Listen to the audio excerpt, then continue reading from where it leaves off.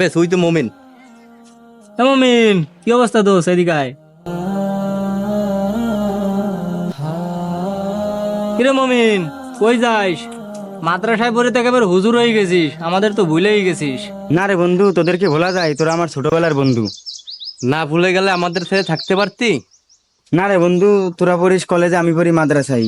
তোদের সাথে চলাফেরার কি সময় হয় আমার? কি যে বলিস বন্ধু, তুই মাদ্রাসা হইতে লাভ কি হবে বলতো? আমাদের মতো তো তুই আর এনজয় করতে পারিস না। তোরা অনেক ভেবেচিন্তে দেখলাম মাদ্রাসায় আর পড়বো না, মাদ্রাসায় কোনো ভবিষ্যৎ নাই, এখন থেকে তোদের সাথে আড্ডা দেবো। তাহলে বন্ধু তুই আমাদের সাথে আমাদের কলেজে ভর্তি হয়ে যায়, হ্যাঁ একসাথে বন্ধু। আমরা আড্ডা মারবো। তুই ঠিকই বলতেছিস। হ্যাঁ বন্ধু, তুই আমাদের কলেজেই ভর্তি হ, তাহলে সবাই মিলে জমি আড্ডা দিতে পারবো।